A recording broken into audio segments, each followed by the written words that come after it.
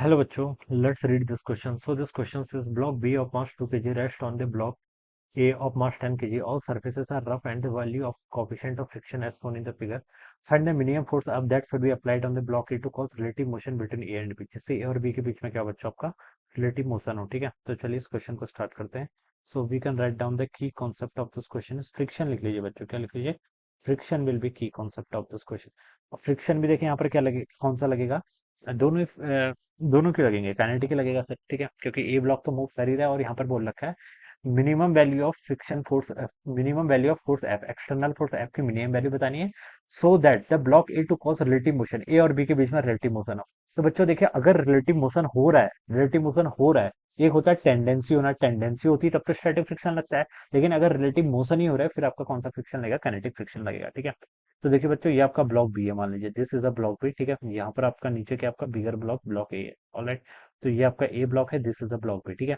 Block B में देखिए आपका यहाँ पर इनके बीच का जो स्टैटिक फ्रिक्शन का कोफिशिएंट है वो कितना देर का है? 0.25 के इक्वल, यानी कि 0.25 के इक्वल, ठीक है। तो देखिए बच्चों, ब्लॉक बी अगर मोशन करेगा वो उसके लिए कौन रिस्पॉन्सिबल है?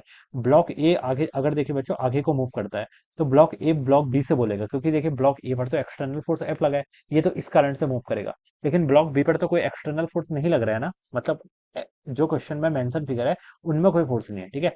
तो देखिए, अगर ब्लॉक बी भी चाहेगा ब्लॉक ए के साथ मूव करना, तो ब्लॉक ए ब्लॉक बी से बोलेगा कि मैं तो आगे की तरफ मूव कर रहा हूँ क्योंकि मेरे पर एक्सटर्नल फोर्स एफ लग रहा है। तो वो कहेगा कि ब्लॉक बी से कि ब्लॉक बी तुम भी मेरे साथ आगे को मूव करो, लेकिन ब्लॉक बी बोलेगा कि मेरे पास कोई फोर्स नहीं है। तो ब्लॉक ए क्या करेगा? ब्लॉक बी पर आपका एक फोर्स लगेगा, कौन सा? स्टैटिक फ्रिक्शन लगाएगा, कौन सा? स्टैटिक फ्रिक्शन, ठीक है। और वो स्टैटिक फ्रिक्शन की मैक्सिमम वैल्यू कितनी हो सकती है? देखिए, फ्रिक्शन स्टैटिक फ्रिक्शन की लिमिटिंग वैल्यू या फिर इसको हम मैक्सिमम वैल्यू बोलते हैं आपका न्यू एस इंटू एन के इक्वल हो जाएगी, ठीक है। न्यू एस देखिए कितना गिवन कर रखा है? 0.25 इंटू नॉर्मल, नॉर्मल देखिए कितना होगा? मास देखिए बी का कितना? 2 kg, तो 2 इंटू 10 यानी कि 20 के इक्वल, तो 20 इंटू 1/4 करेंगे तो 5 न्यूटन, ठीक है। तो मैक्सिमम कितना हो सकता है आपका? 5 न्यूटन, ठीक है। तो बता सकते हैं हम कि जो स्टैटिक फ्रिक्शन है, ठीक है, ब्लॉक ए ब्लॉक बी पर मैक्सिमम 5 न्यूटन का फोर्स लगा सकता है। कितना फोर्स लगा सकता है? 5 न्यूटन का फोर्स लगा सकता है, ठीक है। और यहाँ से हम क्या लिख सकते हैं बच्चों?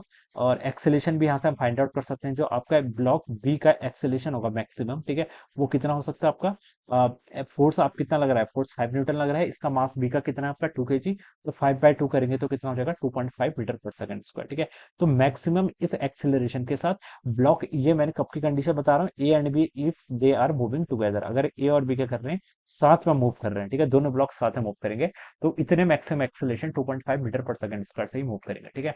अगर आपने देखे 2.5 मीटर, अगर फोर्स आपका 5 न्यूटन से ज्यादा हो गया तो उस कंडीशन में हम बता सकते हैं कि, ठीक है, उस कंडीशन में हम क्या बता सकते हैं कि ये वाला जो ब्लॉक बी है ये क्या कर जाएगा? स्लिप कर जाएगा। क्या कर जाएगा? स्लिप कर जाएगा। उस कंडीशन में हम बता सकते हैं कि ब्लॉक ए और बी के बीच में क्या होगा? रिलेटिव मोशन होगा।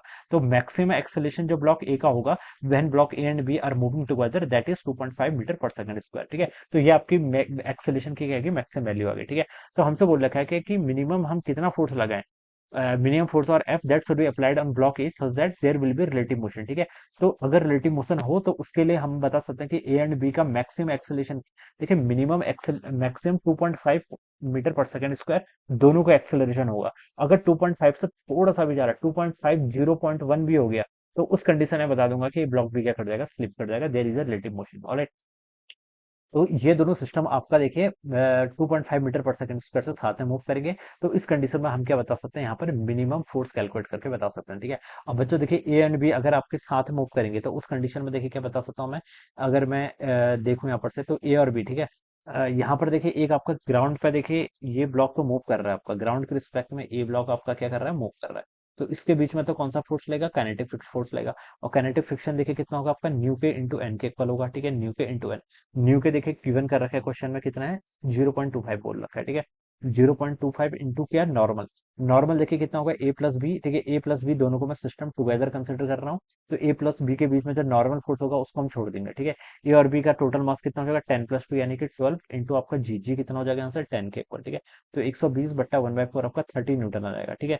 तो ये आपका जो काइनेटिक फ्रिक्शन लगाएगा वो कितना लगेगा आपका 30 न्यूटन का। अगर ये दोनों मूव करेंगे तो हम बता सकते हैं कि काइनेटिक फ्रिक्शन कितना लगेगा यहाँ पर आपका 30 न्यूटन का लग जाएगा यहाँ पर, ठीक है।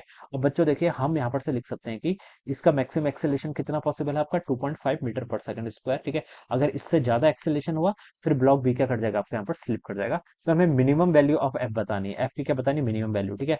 तो देखिए बी वाले ब्लॉक ए वाले ब्लॉक की आप यहाँ पर आप एफबीडी बना लीजिए, ठीक है। इसका देखिए इस पर हम क्या लिख सकते हैं, इसकी अगर हम एफबीडी बना लें, ठीक है, तो इस पर हो जाएगा ए प्लस बी, दोनों का मास कितना आपका 10 + 2 कितना 12, 12 इंटू इन दोनों का कॉमन एक्सेलरेशन कितना होगा 2.5 मीटर पर सेकंड स्क्वायर के ऊपर, ठीक है। ये किसके इक्वल होगा, देखिए एक्सटर्नल फोर्स जो आपका एफ लग रहा है माइनस आपका काइनेटिक फ्रिक्शन कितना लग रहा है पीछे से 13 न्यूटन।